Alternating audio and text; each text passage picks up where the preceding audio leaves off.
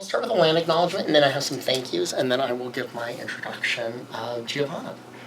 The land acknowledgement is a formal statement recognizing the enduring relationship that exists between Indigenous people and their traditional lands.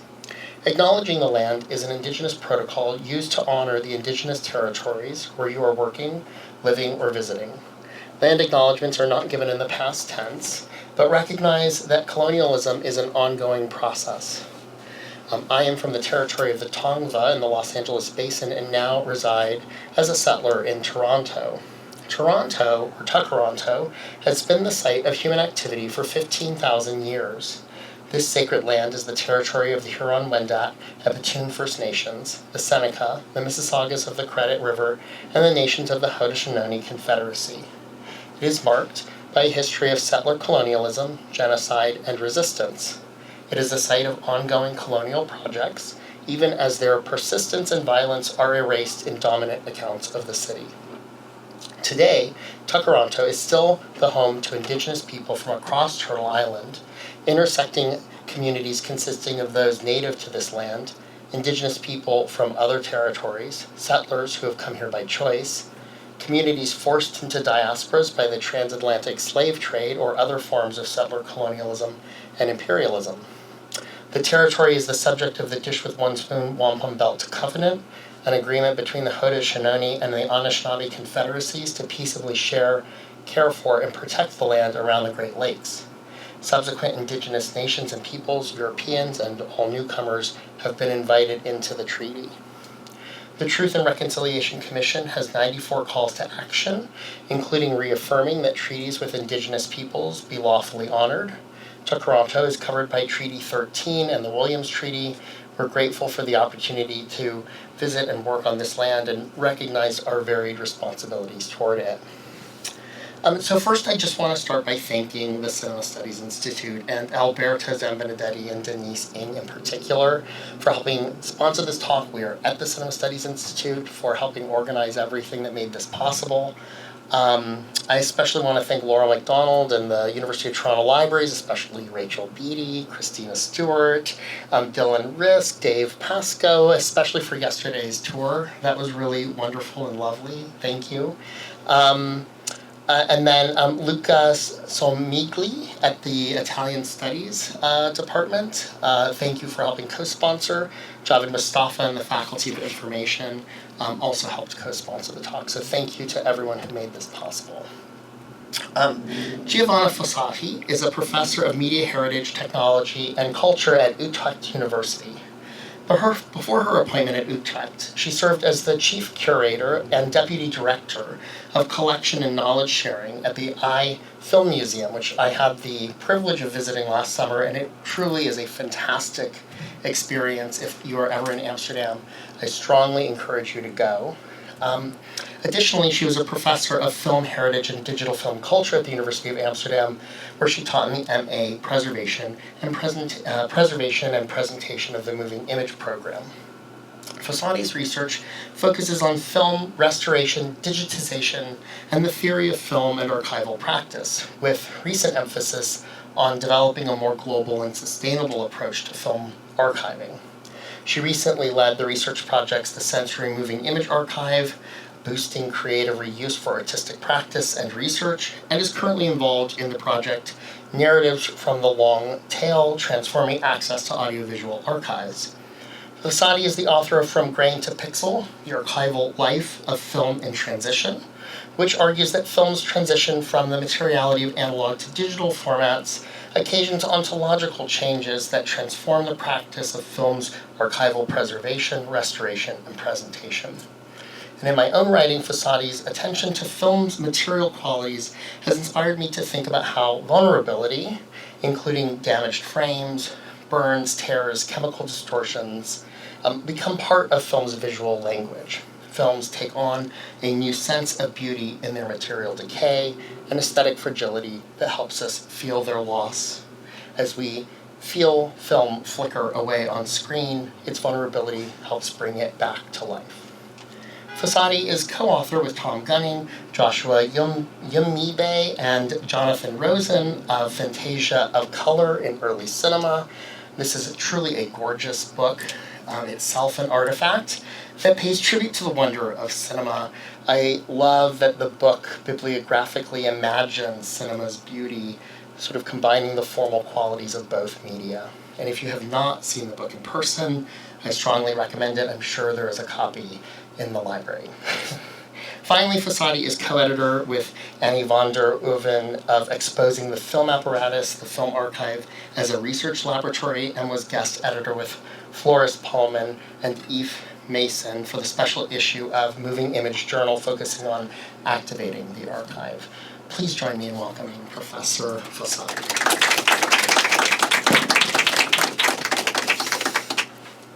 Well, good afternoon. Thank you, Patrick. That was a wonderful, way too long introduction. Thank you. And thank you to all the wonderful colleagues here and the students who made my visit here possible. And thank you all for being here today, and also for organizing this amazing, sunny, but crisp weather, well, crisp until today, now it has changed a bit, which is my favorite combination. I'll start my talk in a moment, but first a quick heads up. We have a surprising treat today, a special guest hidden in the audience, whom I'll introduce later on during the talk.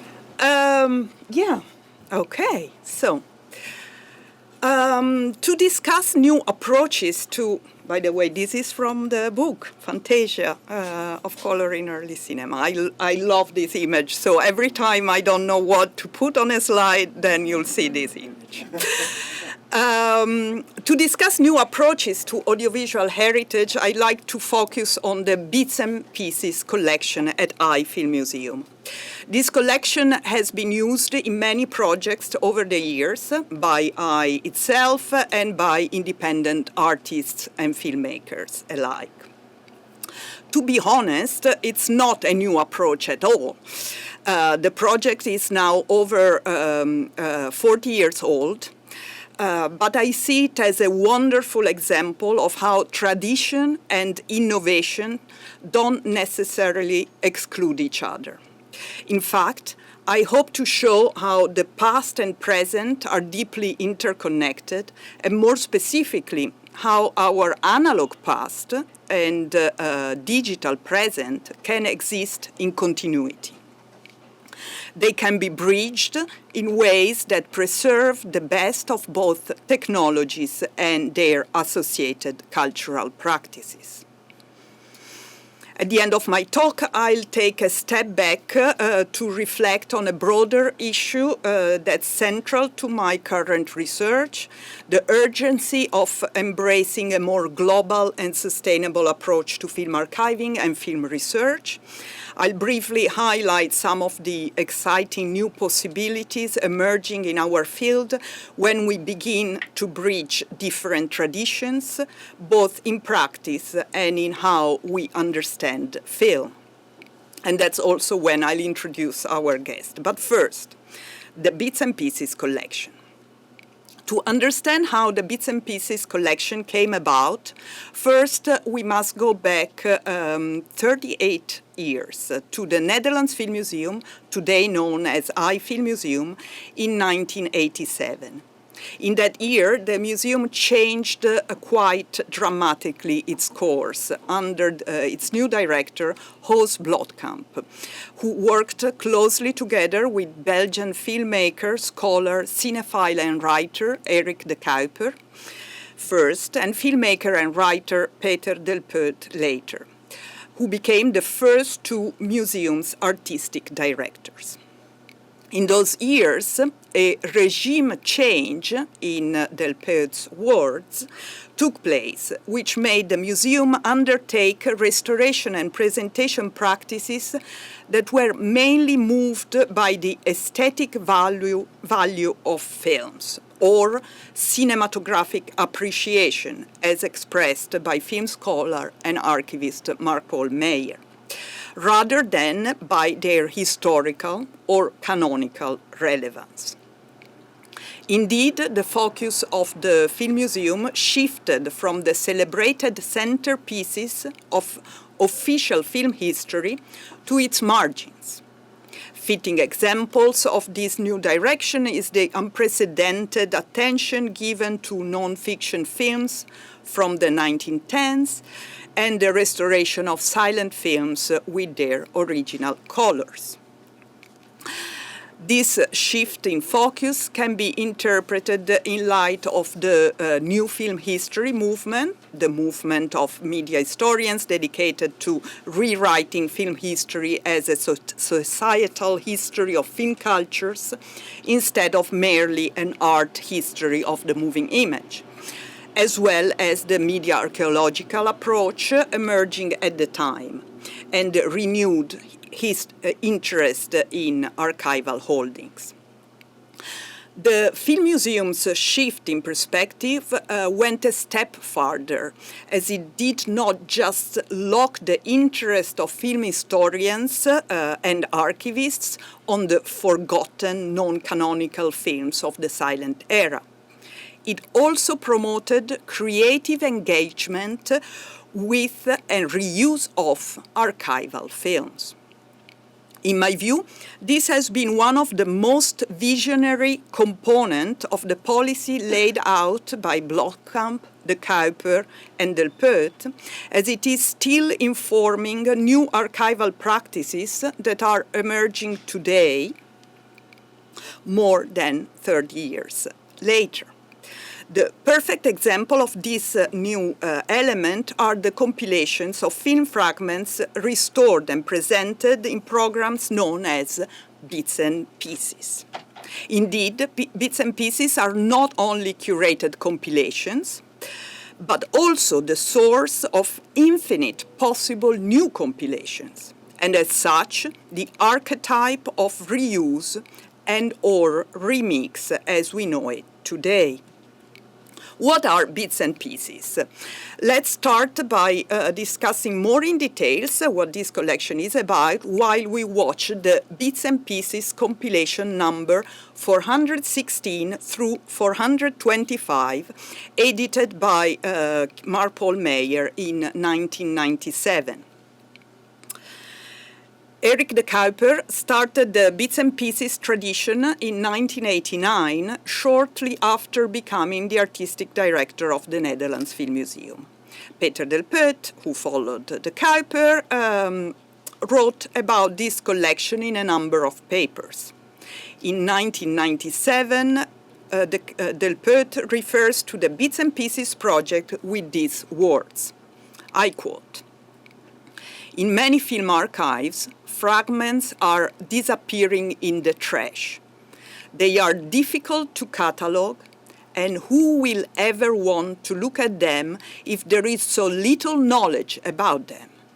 Eventually, the solution turned out to be to make a small collection of the most beautiful fragments. Eric de Kuyper came up with the name of Bits and Pieces. Now, these snippets are preserved, each with its own number, and more importantly, they are used, that is, shown. Because all those scraps appear to have been invented to play with, to mix and match them, and to transform them into new film experiences." End of quote. One can say that Bits and Pieces, as concept and practice, are born from a reassessment of canonical film history. But with the years, they have surpassed the original intention and have become much more than just means of preserving and showing what did not fit in catalogs and film history books. After de Kuyper and Del Peut, this project was continued. The most recent compilation to date was assembled last year by EYE's curator Elif Rongen Kainakci. It's the 59th reel in the collection, which has reached more than 650 pieces in total. There are only a few rules that curators follow in assembling the reels. First, the fragments must be unidentified. Second, the curators are not allowed to edit the material. The item will be included in the reel as it has been found. Third, any form of material deterioration will be preserved as well. Fragments, and fourth and final, fragments can also include negatives or soundtracks and will be preserved as such. Now, I know that when this fragment starts, you are not going to listen to me anymore. But anyway, I'll go on. Doesn't matter. It's just a beautiful fragment.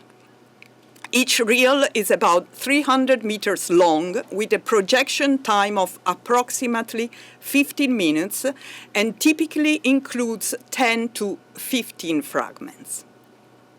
In an interview with scholar Christian Olesen, published in the journal Nexus in 2013, Meyer talks about the role of the curator in assembling bits and pieces compilations and states that, I quote, "Bits and pieces are meant..." I told you.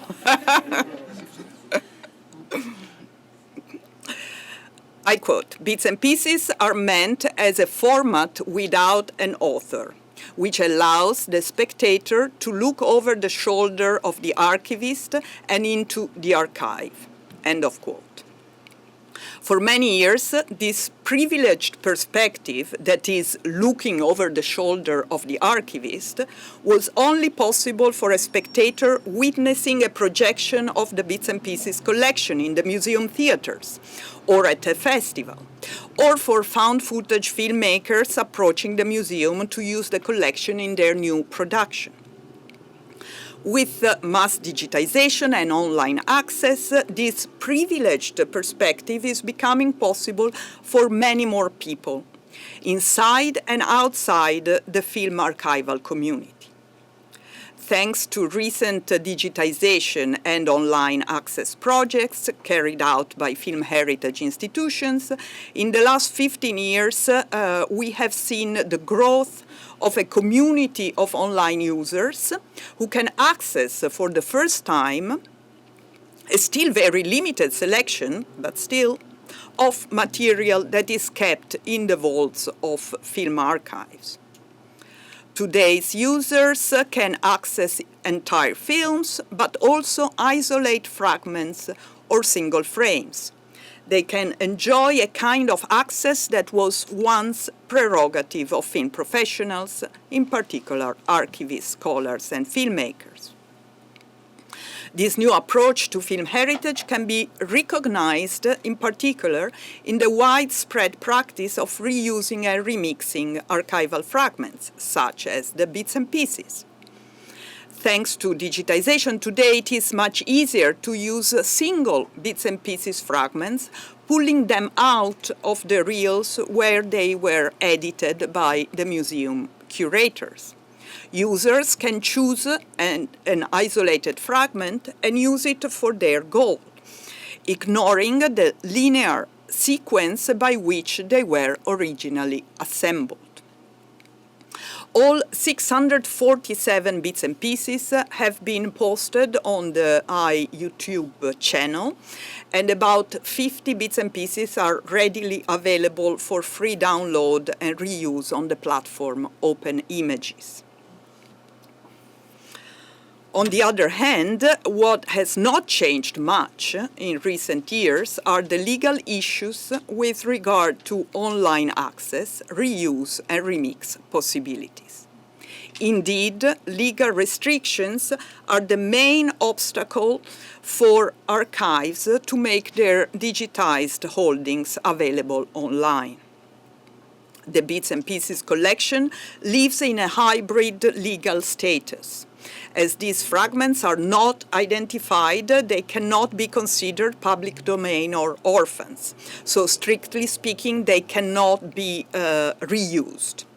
However, the risk taken by making them available for reuse is considered very low, and the archive is willing to take such a risk.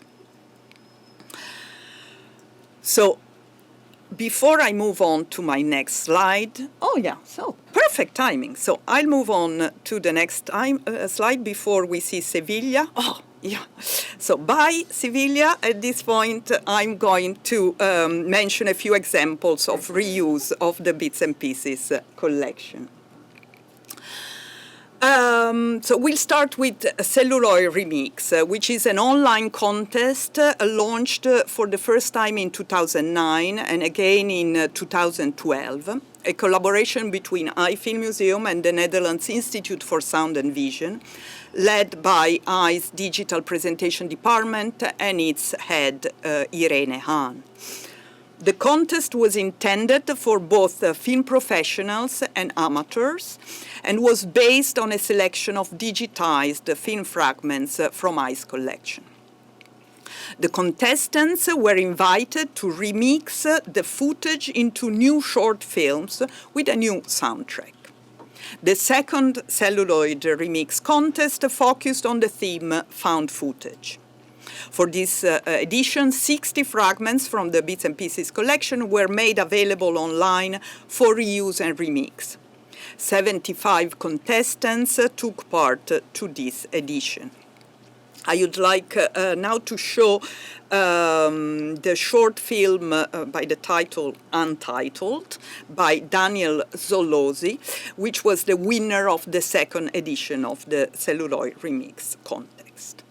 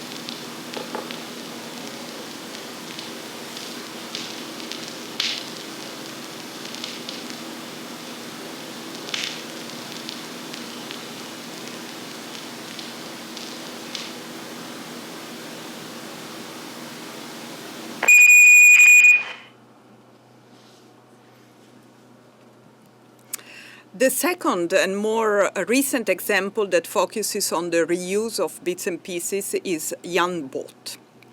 Jan Bot was launched in 2017 as a robot filmmaker. Using algorithms to recognize, select, and edit film images, and inspired by online trending news, Jan Bot makes films using exclusively fragments from the Bits and Pieces collection. Jan Bot is a creation by filmmakers Pablo Núñez Palma and Bram Lochman. Based on the author's custom-written algorithm, Jan Bot edits the selected fragments and title cards together to create 20 films a day that are typically 20 to 30 seconds long. By the end of the project in 2023, its online archive held more than 20,000 films. And I'm going to show you a short teaser that Pablo Palma and Brack Lokman made for the project. Hello world. My name is Jan Bot. I am my film museum's first robot employee. I work day and night producing short videos from old film archive. I use algorithms to recognize images. Like a car, a plane, and a cat.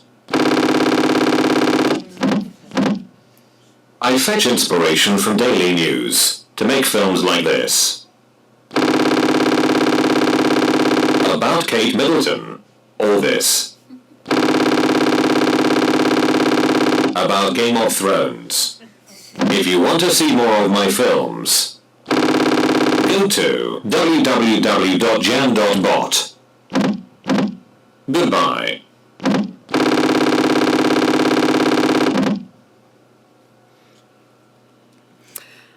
They also created the installation for the Jan Bot project that was shown at a couple of festivals and at the collection center of the Filmmuseum. I should add that Jan Bot died in 2023. This was the maker's wish, and we had a funeral with a brass band. I was asked to prepare a eulogy. I used AI to help writing the eulogy. But the website is still online with a lot of information about the project, some essays, and a selection of Jan Bot's films, not all 23,000 films. And I can assure you they were not all masterpieces. We move on to the third project I would like to mention that makes use of bits and pieces. The title is Soil in My Pocket. For 2 weeks in the winter of 2017, the building of Filmmuseum acted as an urban screen for 2 film essays, focusing on the longings and dreams of migrants from the past. The installation was created by artist Ellert Eichema and Judith Quox with text by Mick Swanborn. The video essays were made with material from the Bits and Pieces collection. And this is a short recording of the projection.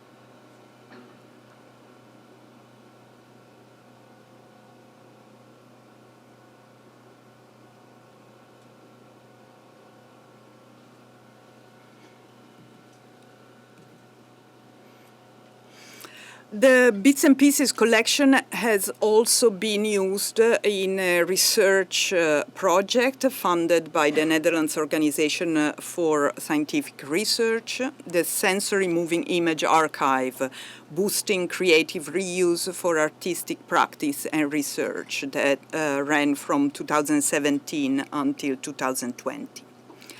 This project was a collaboration between the University of Amsterdam with a team of media scholars and computer scientists, the Amsterdam University of Applied Science, the design studio Lauter, and two audiovisual heritage institutions, namely Filmmuseum and the Netherlands Institute for Sound and Vision.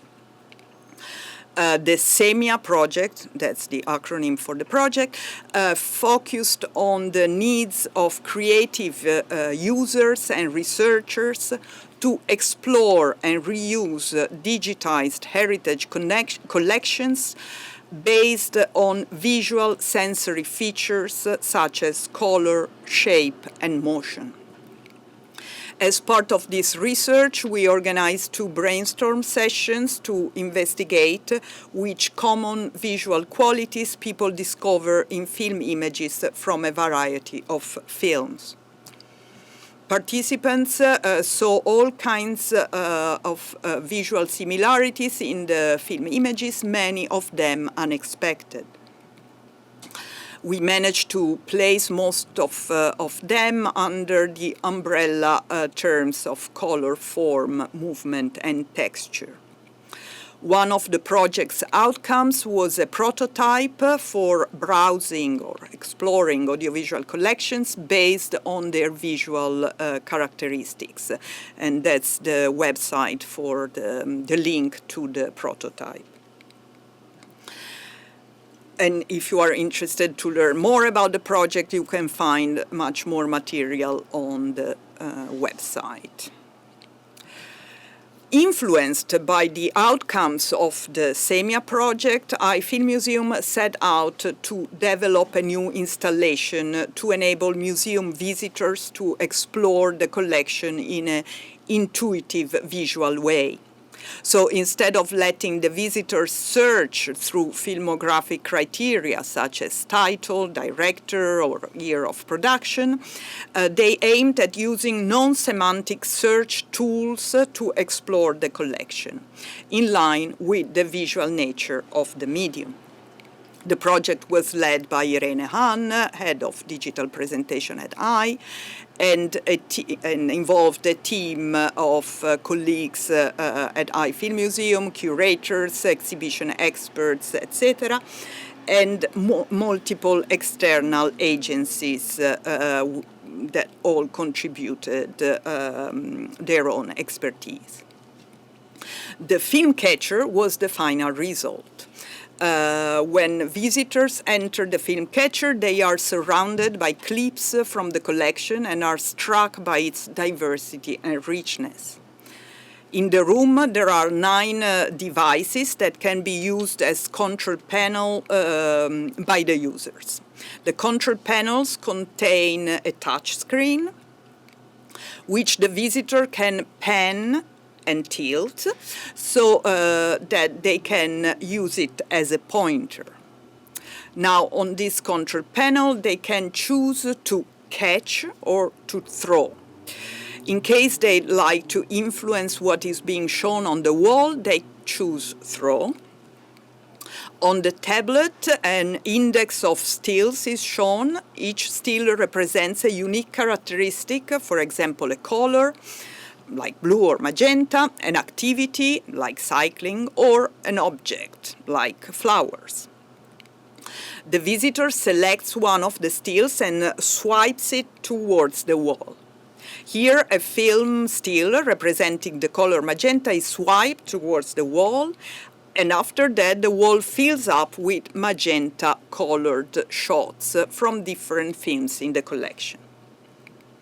When a visitor is intrigued by one of the clips they see on the wall, they can select the catch icon, The control panel now acts as a spotlight. A colored border appears around the films they point at. Now, if they keep pointing to the clip, they'll catch it, and it will appear on their control panel, along with the description and the credits of the film.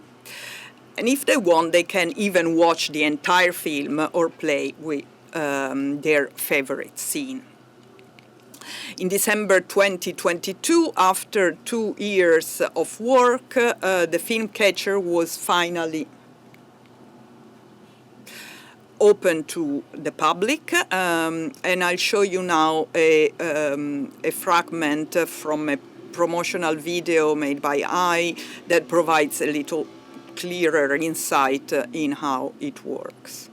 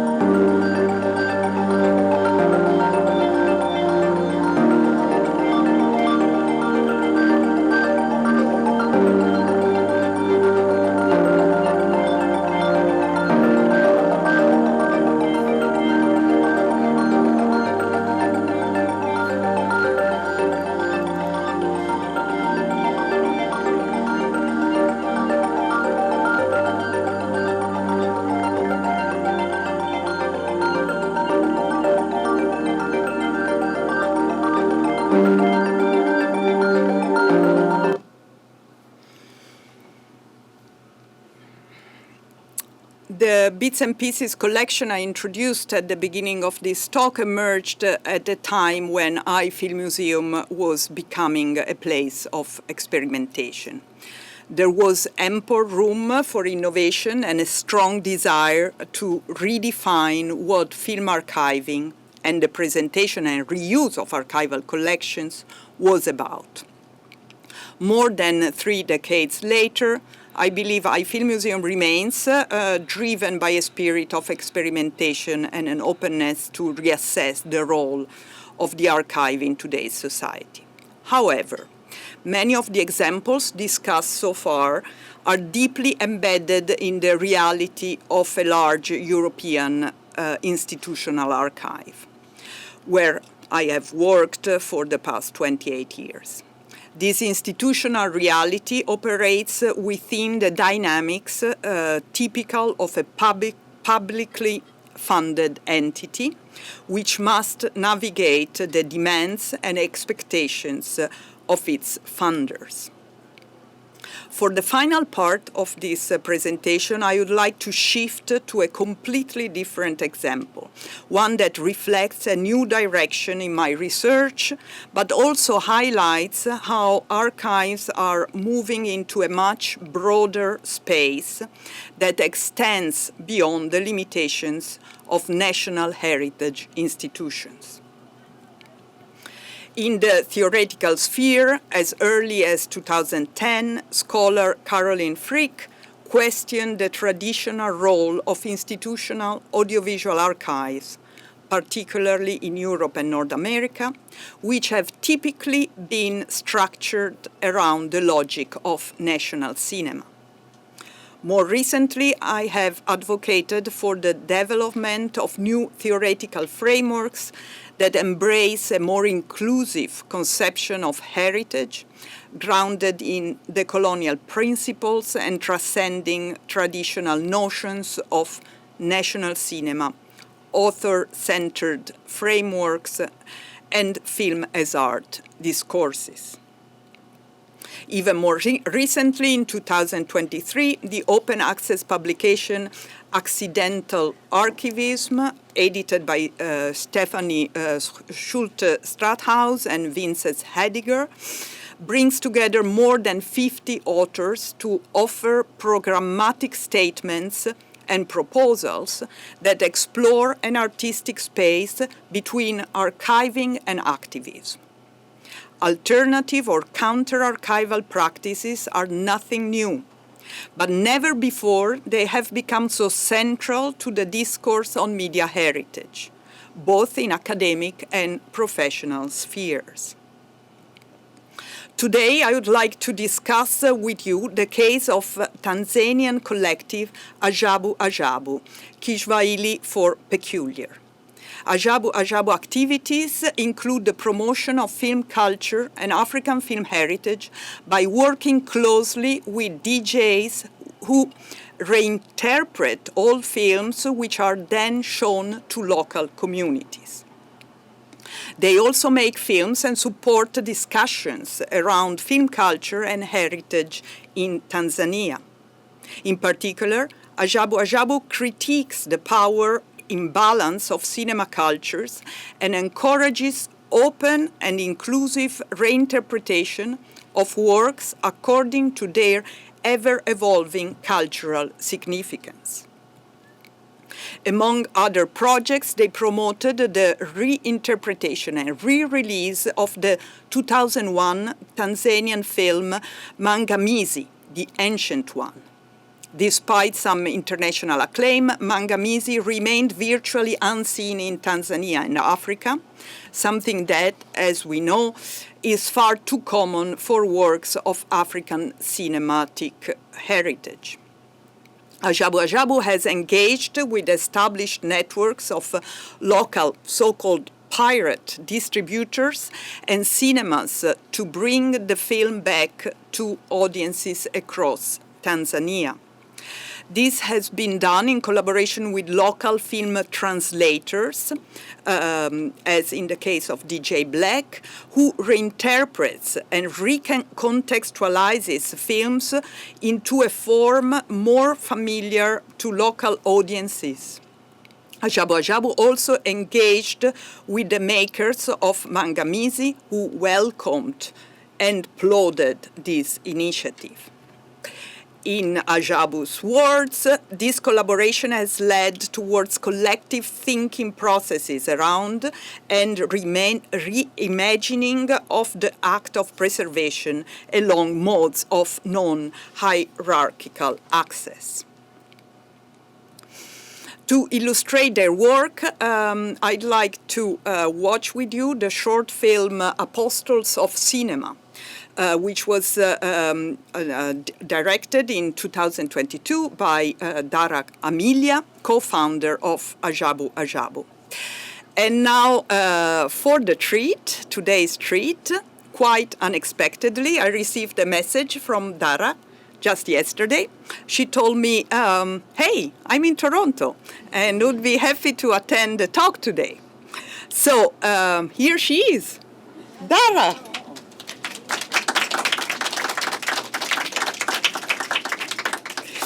So it's my great pleasure to have her here with us today for the screening of her wonderful Apostles of Cinema.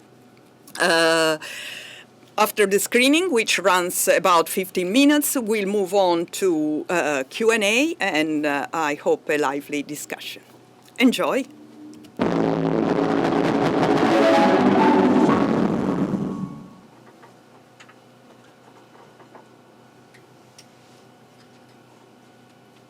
Haya ni kwa mara nyingine tena, leo tunakuleteni filamu mzuri inaitwa Mangamizi, The Ancient One.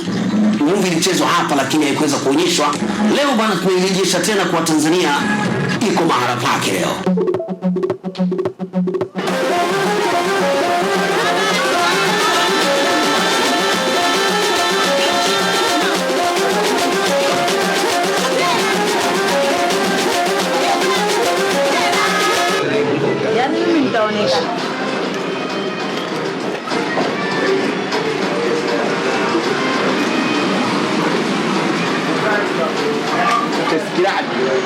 Aka, mimi sitaki kucheza. Nataka Mangamizi. Kwa mfano mimi napenda vitu ambavyo sio, yani napenda vitu kama asili. Filamu ambazo sio kama hizi. Yani unaozungumzia uasilia kabisa. Hata ukija kuangalia mpaka leo. Ukiangalia hivi, japo quality ni ndogo, lakini ni movie kali, ujumbe mzuri, historia safi. Ni ndio kama hivyo. Ningesema kwa mfano kuna baadhi ya filamu ambazo zinapotea, ambazo ni muhimu sana kwenye jamii yetu.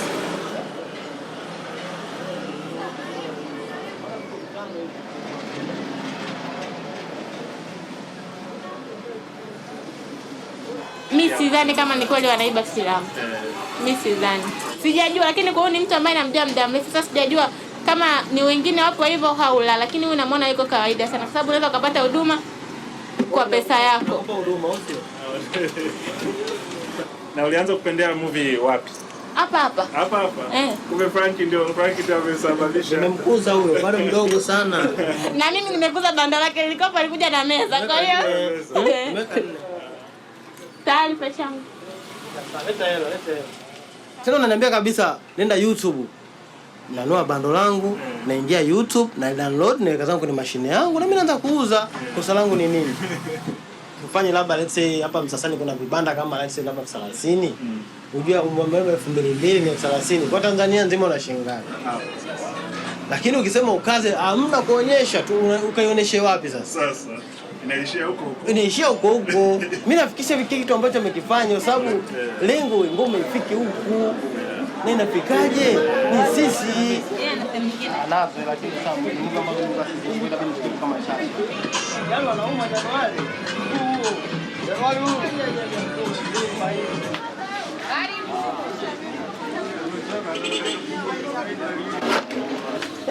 Napenda filamu ni kopoa. Napenda na nyuma. Anodi Schwarzenegger, Rambo. Napenda sana mimi.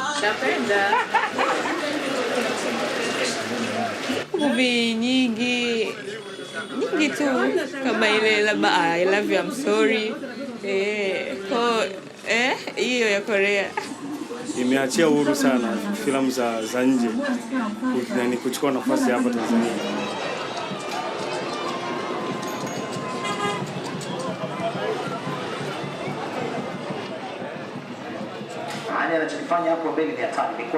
Hii ni DJ ambaye anaika maneno ya Kiswahili.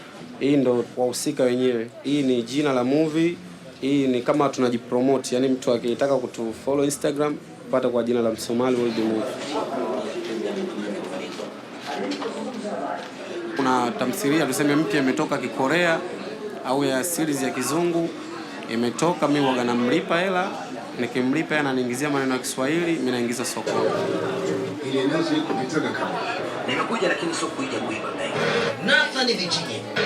Nafanya kazi na DJ Black kwa sababu ndo anakuwa anapendezea sana. Yaani anakuwa hadanganyi sana. DJ Black Malizo for Shizo ndimo mkata shombo mwenye vocal za kizombi.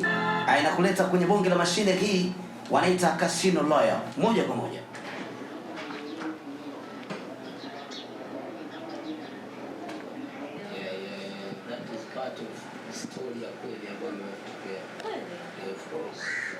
Nimetafsiri nyingi sana.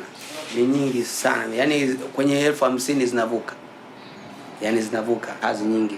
Zina fan base kubwa. Msomali anaweza kanipa movie. Ila kama filamu sijaipenda au namwambia hiyo mbaya siwezi kuifanya. Napenda filamu kali, alafu napenda filamu ngumu. Hayo ndio maisha yangu. Na kuna filamu moja ilitoka. Hiyo filamu nimetafsiri peke yangu duniani. Unataja filamu? Tenet. Ambayo mtoto wake Denzel Washington alipokuwa anaanza kucheza alipewa hiyo filamu. Ni Tenet. Hiyo. Bwana. Alichoshangaa ni kuona ile gari limekaa kwa mara nyingine. Hawa ni wale washenzi wanatengeneza ile mitambo ya sansi kwa ajili ya future. Na kila DJ anaperform anavyoweza. Kila mtu ana yuko unique. Mwenyezi Mungu amemuumba kila mtu ana kitu chake. Lakini myself nitaongea mimi kama mimi. Hapo nitakuonyesha nilipokuwa jasiri. Na mimi nitakuonyesha ujasiri wa Mchina anapopigania ardhi ya babake. Sawa? Twende sawa sasa.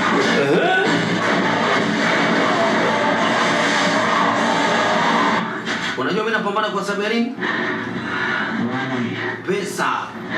Pesa check kwa mzee. Ndio nilifanya mimi napambana hivi.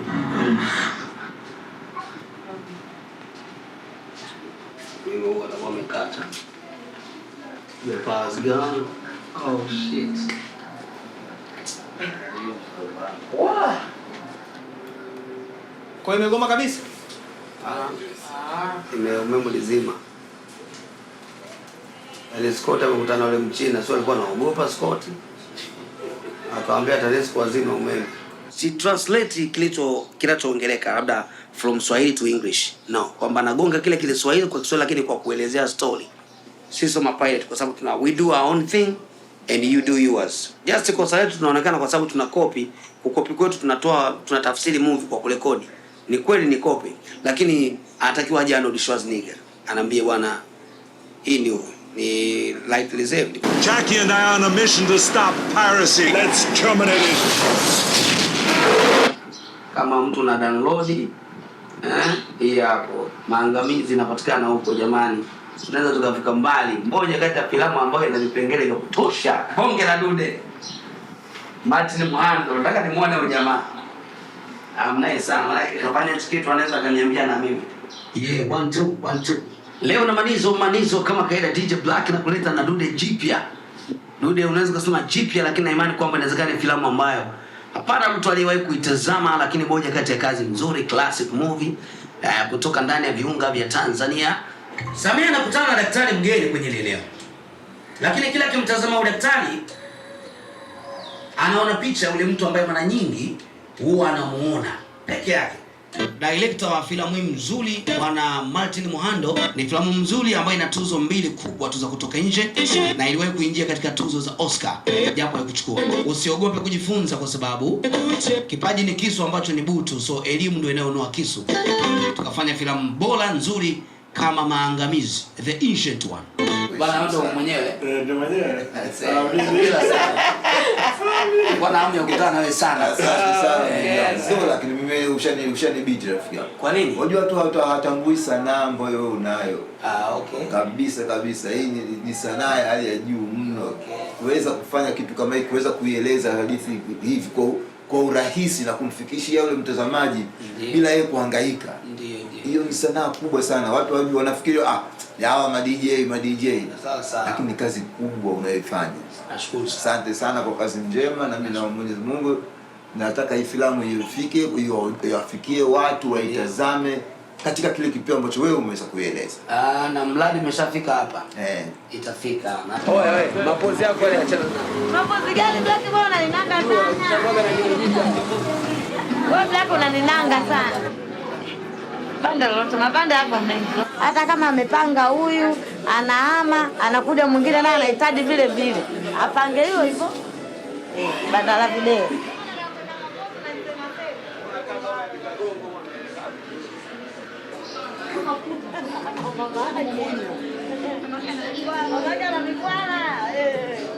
Haya mambo ya sinema kubwa yamepitwa na wakati. Na wakati wa sinema kubwa unaweza ukaambiwa kiingilio shilingi 3000. Hapa ukitoa buku unamaliza mpaka usiku. Ushindwe wewe. Mimi sinema kubwa kwa kweli hata mimi nisingeweza kwenda. Kuna kwa utofauti wake. Umesema kwenye ile majengo makubwa au kuna uhuru. Kuna uhuru fulani, kwa mfano. Hapa watu wakija wanashangilia mshangilia unavyopenda wewe yani. Kwa hiyo inakuwa inasaidia. Umechukua ngapi? Kwa hiyo inakuwa inawahamasisha watu yani. Sio kwamba mimi mwenyewe uko ndani na TV na nini nalipia, lakini siwezi yani nishazoea kwenye mkusanyiko wakipiga kelele unajua unashtuka kuna nini. Kwa hiyo ni kawaida. Mimi sukari zinatumia chumvi.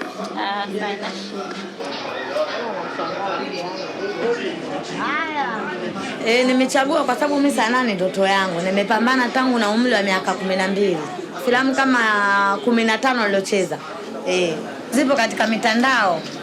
Ina maana ni filamu zetu zinatembea kwenye simu, kwenye CD. Yaani kwa huku mtaa wetu kuna ambao anaweka picha za Kihindi tupu na wa Kibongo anaweka za Kibongo tupu, wa Kichina anaweka Kichina tupu na Kizungu na hivyo anaweka Kizungu tupu. Kwa hiyo yani wewe tu mtazamaji unachagua pa kwenda kuangalia. Mwenye kawaida toke kama nilivyokuwa maelezo. Napenda za Kizungu, za Kinigeria. Hii filamu sasa hivi, hii ni filamu za Turuki hadi nasemea. Chukulia picha, anatuwekea, tunaangalia kuanzia saa 10 mpaka saa 12 na picha yetu ya Kihindi. Kwa hiyo sisi hapa ni Waswahili, wengine hatujasoma sana, si Uingereza si nini hatujui. Mtu akisema hivi kwamba anaharibu soko, yani nitamwona mbaya sana. Kuongelea vile sisi tunakuwa tunaelewa. nakoelewa, tunawapenda sana. DJ nampendelea wewe mwenyewe unajua. Nampendelea DJ Black. Pamoja anatia uongo kidogo lakini tunafanyisha mabandani wacheke. Yes, ni kwa mara nyingine tena tunasonga mbele. Tuna test mic, naona kuna menda aliingia kwenye mashine hapa. Tunajitahidi kumtoa vile inavyotakiwa kama kabisa kama dawa. Mambo vipi kwanza? Za leo. Nashukuru sana jamani. Pamoja sana, shout out to you guys. Huwa anaisearch asili yake. Hakuna DJ ambaye hajapitia kwenye vibanda kama hivi from the scratch. Kwa hiyo hii inanipa mimi mwenyewe umuhimu mkubwa, ni kwanza inanipatia motivation ya kufanya kazi kwa nguvu, inanifanya ni tamani kufanya kila siku kazi kwa kujituma, kwa sababu najua kwamba kuna watu wapo Keko, kuna watu wako sehemu gani wana enjoy kazi zangu.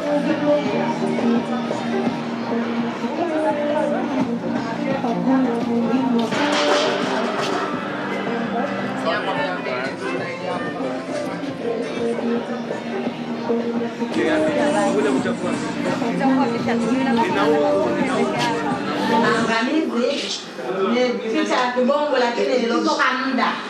Unaelewa Uiangalie. Sasa huko jamani. Hiyo itakuwa ni jukumu letu sisi.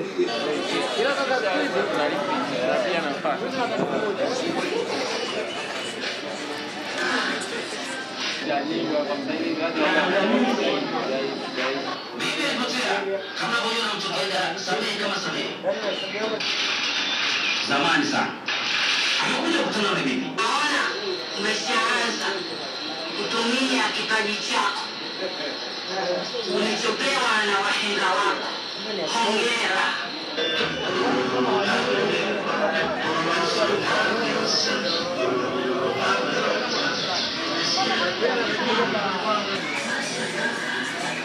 Kwa vitu ambavyo sisi ambavyo watu tunafanyaje, tunamisi vitu kama vile ambavyo tuviona. Sio tunakaa tunaangalia picha za nje tu, bali tuone na sisi kwamba tunaweza.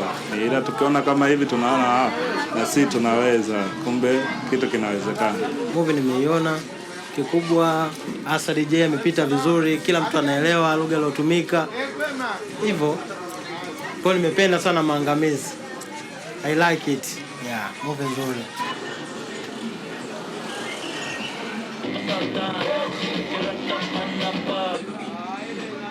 Kama zinang'arishwa, zinaletwa sokoni, zinapokelewa. Wewe kama unazo fanya mchakato huo, kama mwenzio anazo fanyeni mchakato, ziingie dukani. Lakini wale ambao tumewaamini sio wamekuwa slow sana kabisa, na kuvicontrol hivyo naona ni shida sana. Labda tu yani wakitaka wakae na sisi kwa wadogo kama hivi tukubaliane. Lakini sasa tuachane na ile swala kuangalia hatimiliki sana. Tuangalie kazi imeokoa wangapi. Kwa hiyo kila mtu ana la kwake hapa. Ambapo tukiweka katikati hapa segment moja kubwa sana ambayo inaweza kufikisha watu mbali. Na tunaweza kufanya vitu vikubwa. Ndio hivyo bwana. Una lingine? Bwana ongezea bwana. Ushaka umeme sawa? Yaani tutegemee kwa hivyo. Iko hivyo mzee. Hizi ni filamu ambazo zinatoka kwenye kitabu cha James Bond. Inaitwa Casino Royale. Karibu sana, tuko na Daniel Craig, ni mwanzo mzuri wa filamu yetu. Na manizo na kuleta vyema kama kaos na kama dawa. Tuko na kibali cha 007. Mzigo unaitwa Casino Royale. Hiyo ni kasino ya matajiri. Kasino ya watu wenye pesa, wenye mbumba. Sasa kama unategemea una 10,000 usiingie huko mwanangu. Wanaingia wenye hela zao. Imechezwa na watu wengi sana. Lakini nikaribishe tu wewe mtazamaji, ni azima masikio na macho yako uweze kuona mzigo unalenga nini. Hii hapa, karibu sana.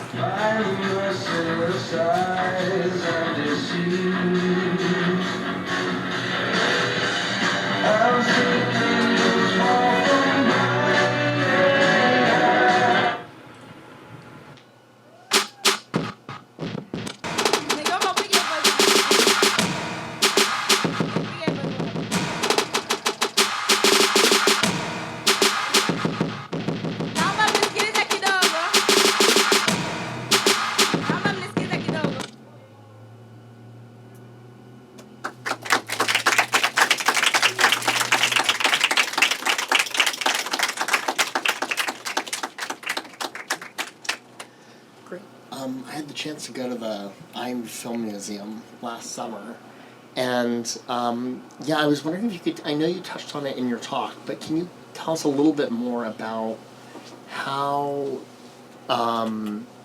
What was the process by which they worked with computer scientists to try and identify things like color or shape in the images? Is that how it was done?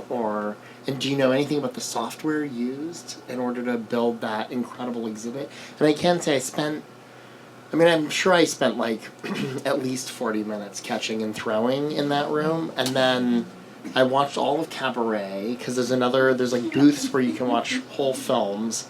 And then my partner and I kind of quasi-made a film in the museum together on a green screen, which was pretty great. So there's just a million interactive things to do there in addition to historical exhibits. So yeah, it's really one of the best, especially in terms of like digital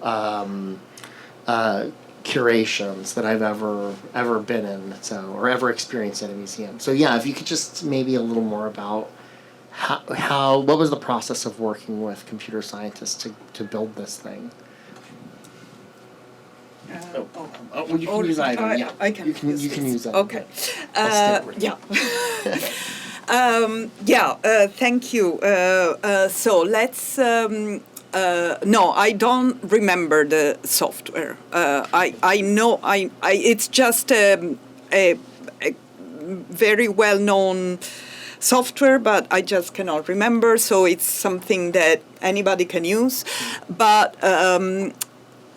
we didn't, in the team, of course, there were computer scientists, but maybe let's focus on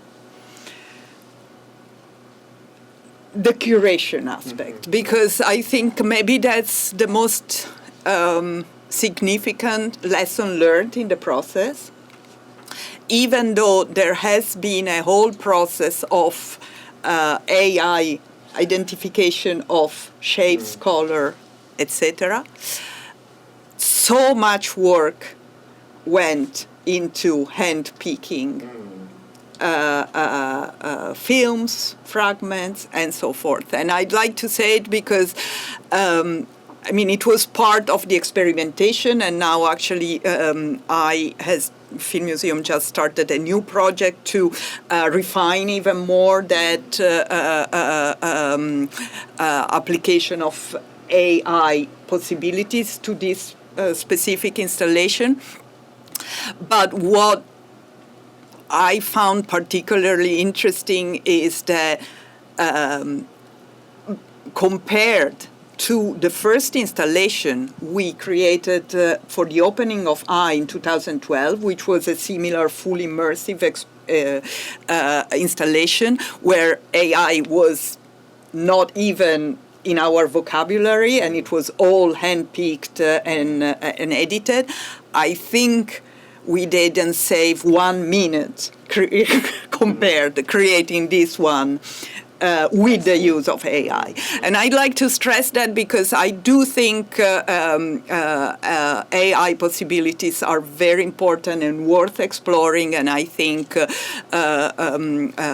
heritage institutions are getting involved more and more with computer scientists in developing a more heritage-specific use of AI, alternatives, ideas of slow AI, also to bypass biases, etc.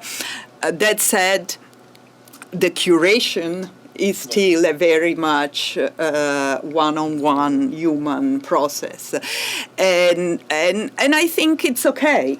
It's part of the. I often discuss digital restoration, for instance, where also there is a lot of semi or automatic tools. Is a digital restoration a all automatic process? It's not. It's really the human supervision, the interaction with the human and machine that makes it possible. So I don't know if you are fully happy with my answer. But yeah. Well, and when you catch a film, there's all kinds of incredible data and metadata that's part of what you catch on your screen, and that had to have been painstakingly created, right? Not by machine, but yeah, I mean, choices were made about how we wanted to present these films and what we wanted to say about each of them when people caught them. So I don't know, it was a fantastic exhibit. Yeah. So, sorry. Yeah. No, I just wanted to add one thing to the mix, because both in the research project, so the sensory moving image archives, and in developing the installation, so the more museum follow-up, what was maybe the most interesting product of the AI use was that kind of serendipitous association of images that we probably wouldn't come up with. So I think in that sense, the AI introduced a very important new element in the curation. Thanks. Yeah, we also don't think of AI as an archive, but it is effectively. Thank you so much for your talk. I've been a big fan of Jabu Jabu for a while now, so it was wonderful to hear you bring that into your presentation. With their film being distributed via WeTransfer now, after a festival circuit, and with bits and pieces residing on YouTube, I was wondering if you could speak a little bit more about digital distribution, free access, public access, and curation as a way that people arrive at these films and kind of discover them for the first time. Yeah, thank you for this question. I've been a big believer and supporter of open access distribution of heritage content, of archival content, forever. I think one of my first article was about, I wrote in 2007 with Nana Verhoef about distribution of archival material, kind of arguing the importance of open access and the possibility of it to coexist with the more chaperone model that presented by the archives. So in that sense, I think that what is portrayed by the Darak's fantastic film Apostles of Cinema and this kind of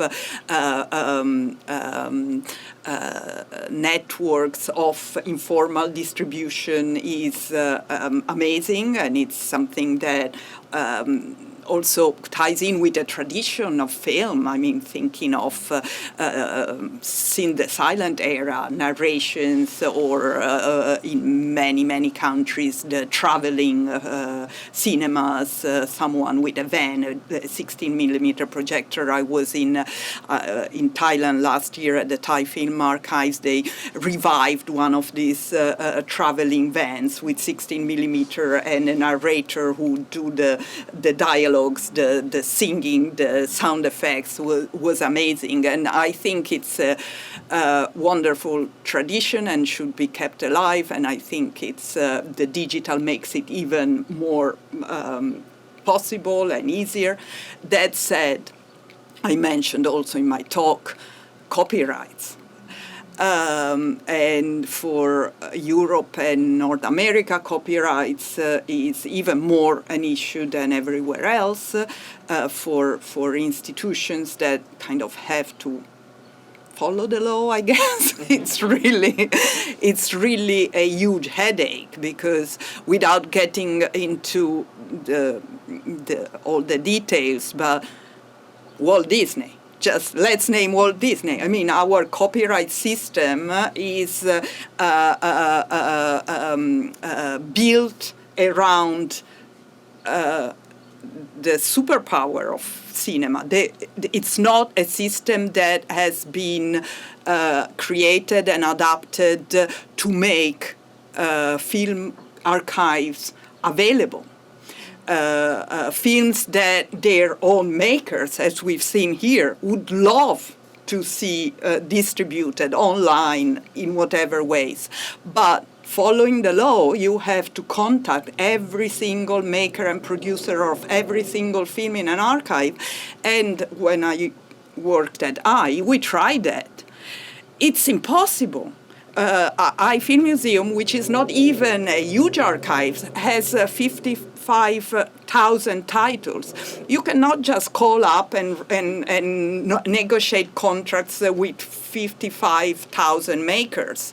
I mean, it's not possible with a part-time legal person working in an archive, because in most cases institutional archives do have funding which is cut every year that passes and don't have that manpower.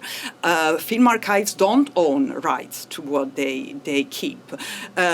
So this is a huge problem. It's slowly changing in the sense that there have been legislations in many European countries that concern orphan works, so there is a little bit happening there. There are new European directives, which hopefully will be followed by state legislations for the so-called out-of-commerce films.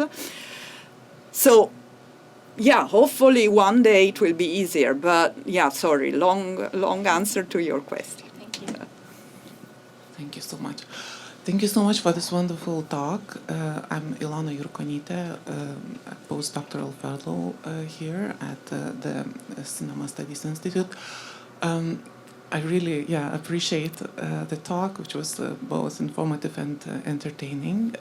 I am very interested in the thing you mentioned about the term, the decolonial turn, and I wonder if you could say a bit more about what kind of practices and maybe directions of thought carry this turn, if we can call it a turn, inside the institution, and if you are able to say something in terms of, like, for example, the institution of European Union in broader sense, what are the practices and what are the thoughts, like what kind of can we speak of theory as well developing in that direction? Because you mentioned also the public institution with its amazing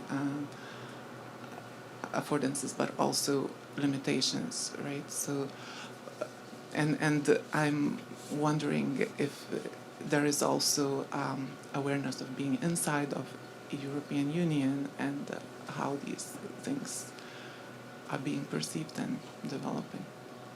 Thank you very much for this question. As we know, the discourse of decolonizing collections within museum studies have been there for a long time, but they are relatively new within audiovisual archives.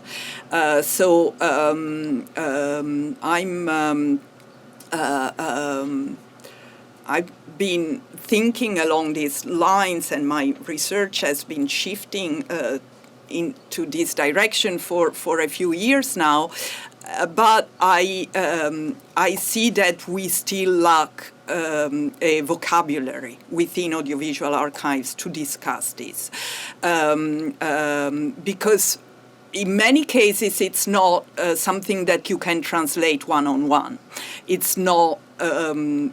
Although you can have cases of film reels that have been looted from former colonies, etc. In most cases, it's not about that. It's about another kind of colonial dimension. One case that we often discuss in the Netherlands within the audiovisual archives there, both the Filmmuseum and Sound and Vision, are the home movies that have been shot typically by Dutch families living and working, usually owning businesses in the former colonies, for instance, Indonesia. These are very interesting collections. in many ways. I mean, they are definitely colonial collections, colonial films. Many of these are home movies, really portraying family life. They portray very often people, local people working for these families as babysitters, servants, you name it. But these films are made and, according to copyright laws, owned by the makers, right? And it's very complex because there is no legislation that says anything about the fact that all the local people portrayed in the films were never asked to sign a disclaimer to be portrayed. So strictly speaking, there is nothing, there is no official discourse about how to go about with these kind of films.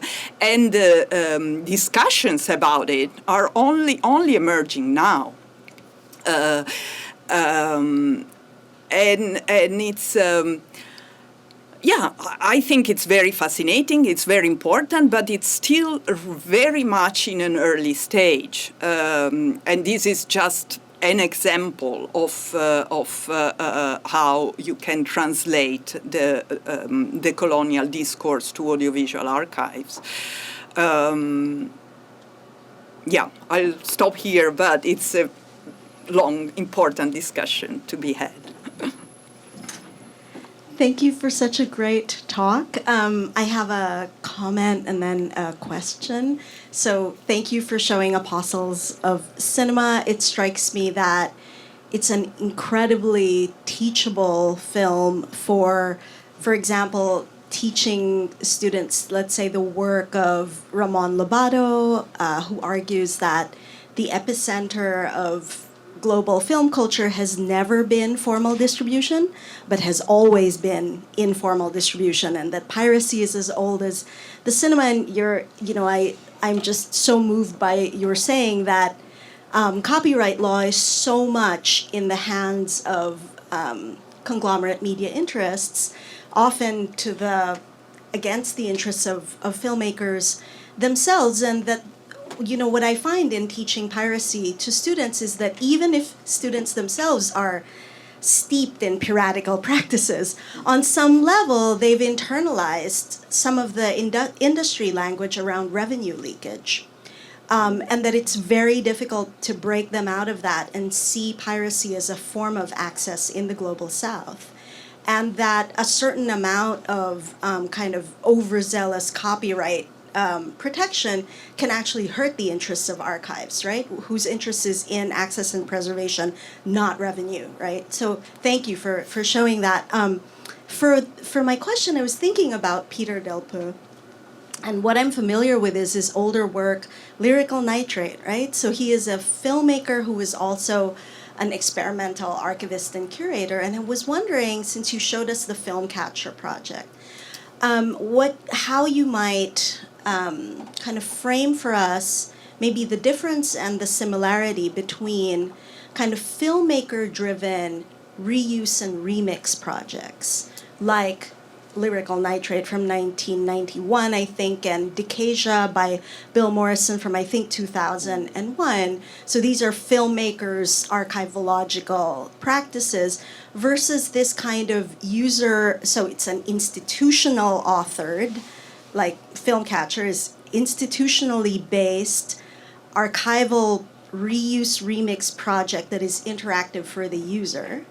And I can see critics saying, but it's so distracted, but it's, it feeds into the distraction economy, it's other things. But I'm sure you've kind of thought about all these ways that archival collections are being revitalized, right? They're being resurrected in certain forms or re-energized. And so I was wondering how you might understand these two forms of reactivation. Well, thank you very much for this remark and question. yes, of course, Lyrical Nitrate, Peter Delpeut's 1991 film, is probably one of the main reasons I ended up being a film archivist. So, on the other hand, I do see a continuity between an authored found footage film like Lyrical Nitrate or Bill Morrison's Decasia and an installation like The Film Catcher. And I do see continuity because they are both about reuse and because I don't want to surrender to only the authored perspective on reuse, right? So in a way, of course, they are completely different objects. Both Decasia and Lyrical Nitrate are really embedded in an analog past. So the materiality is much stronger there. They were completely made analogically, photochemically, which is something that you don't translate one-on-one with an installation like The Film Catcher.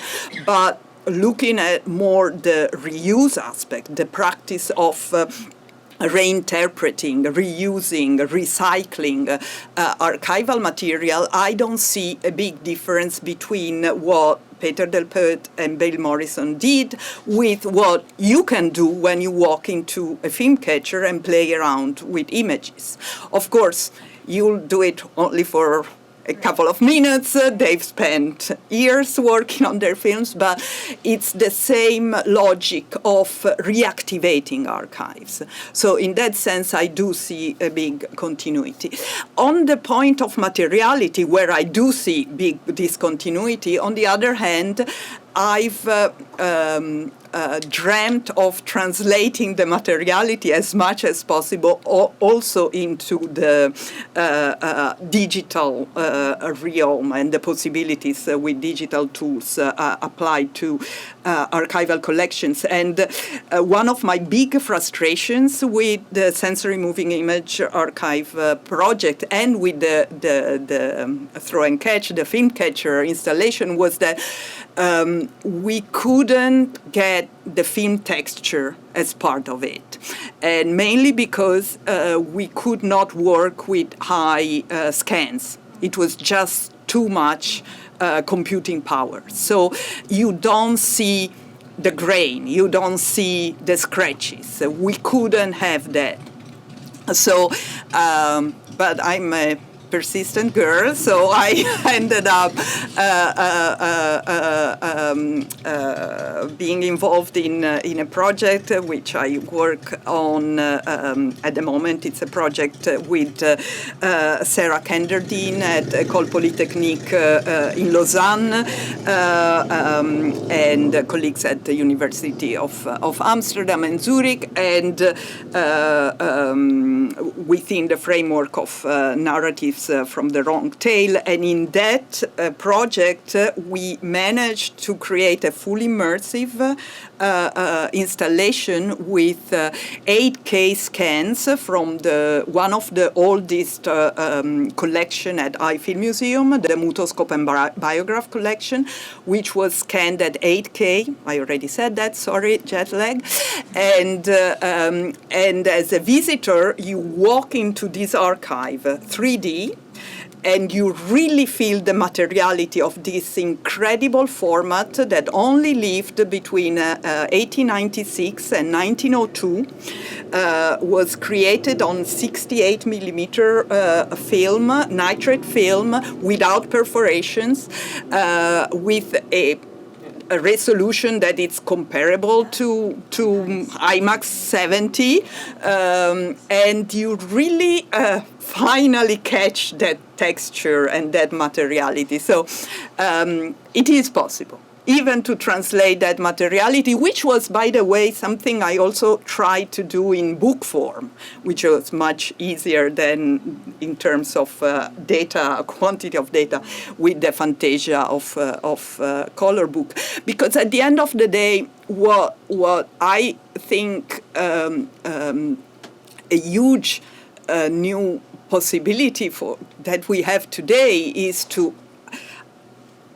for everybody to maybe not access and touch, but get closer to that materiality, because otherwise it was through the eyes of Peter Del Peut and Bill Morrison and a few others, because even in those films, it is a translation from the archival object. Whereas when you have a direct scan from the film element held in the archive, at such high resolution, and you can interact with it, you can stop it, you can look it frame by frame, then you have kind of a more direct access to that materiality. Thank you so much.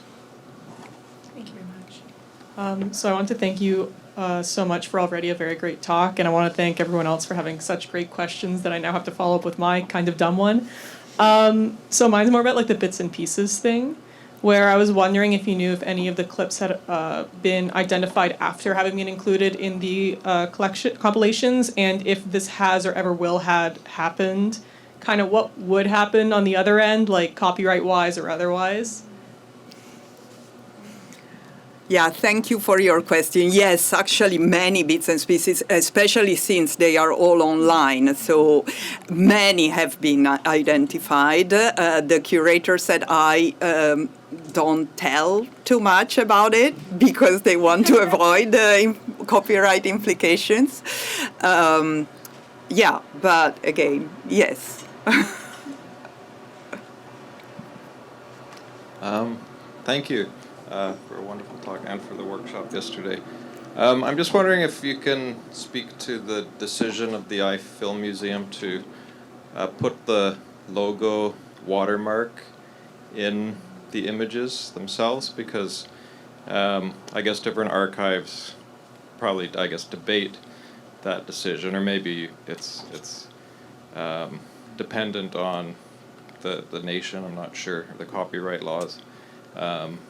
But like, so once the watermark appears, it becomes not just about preservation, but kind of self-preservation or branding as well. And I'm wondering if there was any ever debate about whether to proceed with that, or if there's ever been thoughts about removing those, because once you get into repurposing, you have this mark of Cain sort of on the actual digital artifact. So thank you. Yeah, thank you for your question. Well, I don't work at Filmmuseum any longer, so I cannot really speak on their behalf. I know from my past there that a lot of discussions have happened around this topic, and for instance, for the Bits and Pieces collection, the 50 plus fragments that are available on the Open Images platform, and that's a platform for reuse, so download and reuse, don't have the logo. Films that Filmmuseum posts on their YouTube channel, I believe they all have logo. Theoretically speaking, YouTube you cannot download, but of course you can. But then you'll end up with a logoed image. I think the theory there is that if you want to actually reuse that material, you'll contact the museum and get a higher resolution, not logoed scan of it. And if you are Martin Scorsese looking for a fragment for Hugo, you'll probably pay a lot of money. If you are a scholar or a filmmaker without much money, you'll negotiate hopefully a payable amount. That was the policy at Filmmuseum until I worked there. But again, you are pointing a very, let's be completely open about that. Of course, digital distribution, however you look at it, has questioned the raison d'etre of archives. That's, and putting your logo there is one of the many ways archives are using to make sure that they are not forgotten. And there are a lot of understandable arguments for that. At the end of the day, these archives have spent a lot of time, energy, and money to take care of these films. And also, archives are very much aware that crediting is not really one of the holy aspects of our digital culture.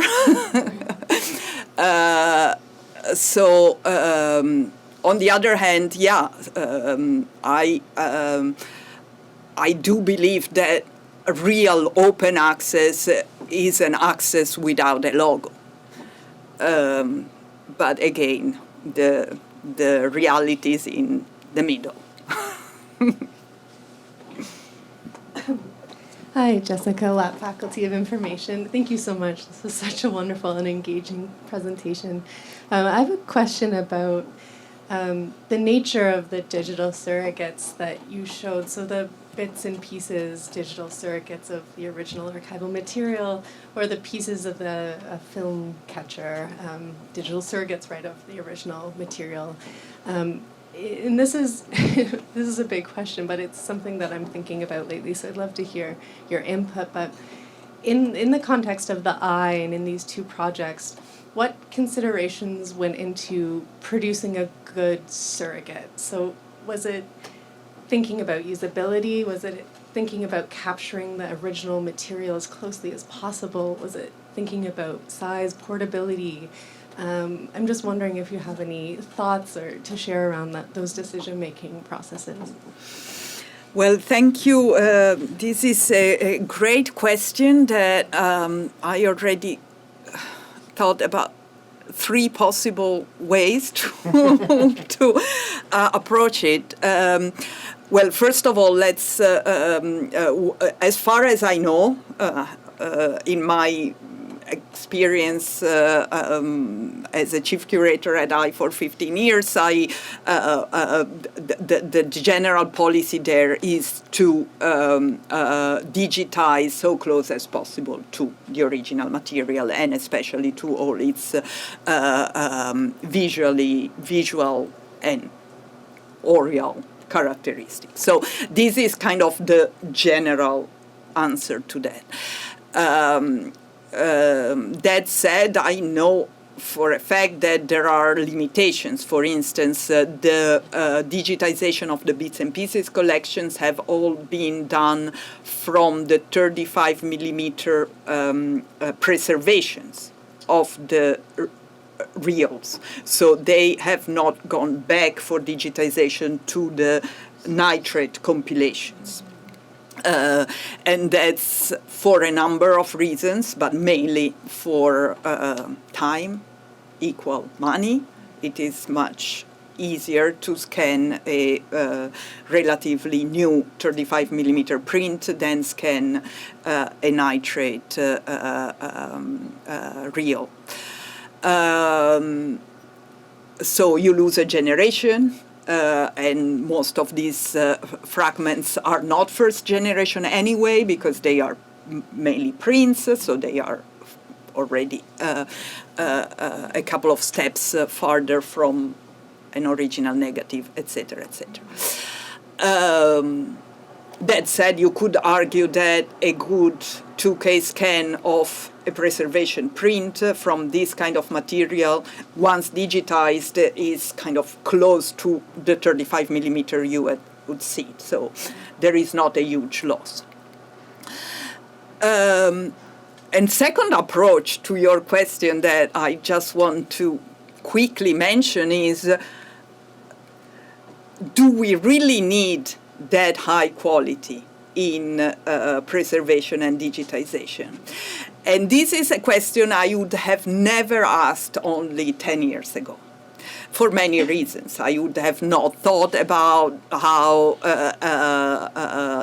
unsustainable are data storages. I would have not thought about, I would not have questioned the application of the higher standard for preservation and digitization to audiovisual archives because it has been part of the narrative that heritage institutions have used in the past 40 years to get funding. And it's still very much part of it. So as a curator/scholar in my past 20 years, I've always felt very schizophrenic because the scholar in me would question these aspects. The archivist and curator in me would go to the Ministry of Culture arguing, we need 4K, come on. So I think there is a lot to be discussed about this. So thank you again for your question.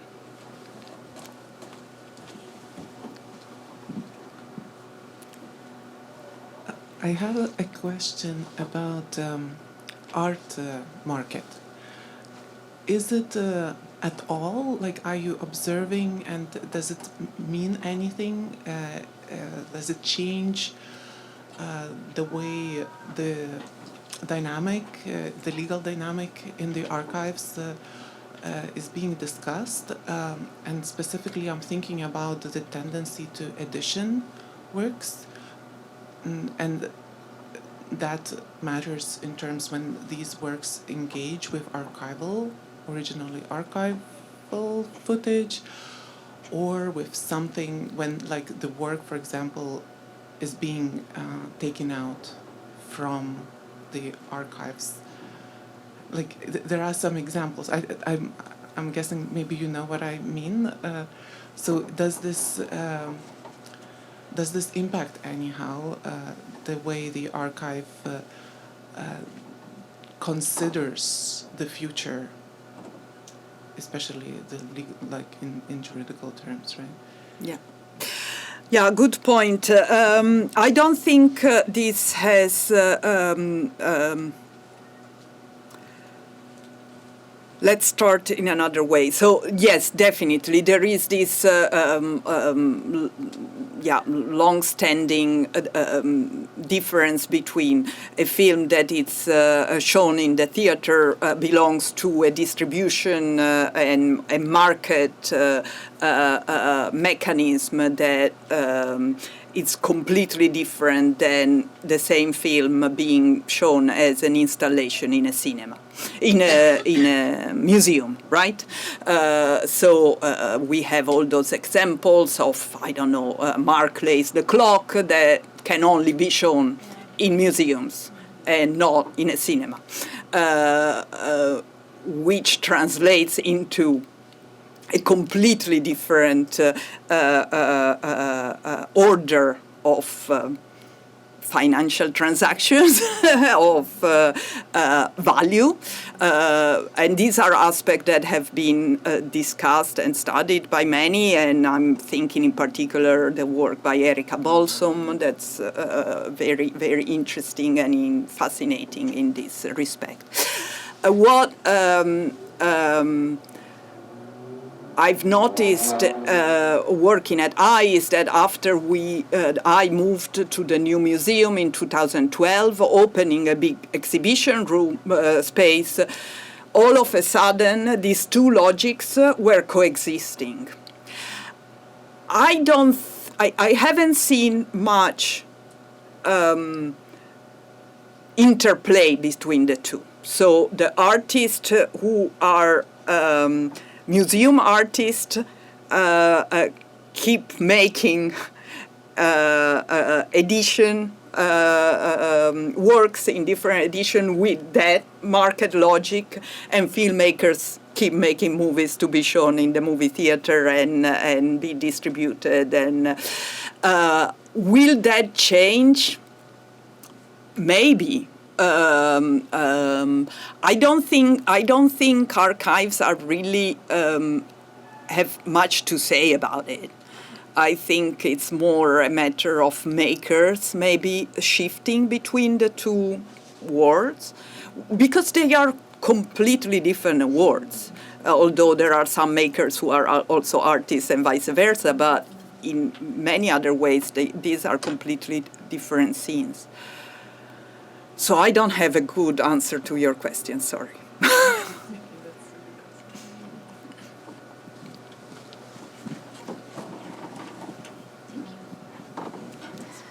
Hi, Giovanna. Thank you for a lovely and quite invigorating talk. It's a lot of ideas are forming and going on in my brain.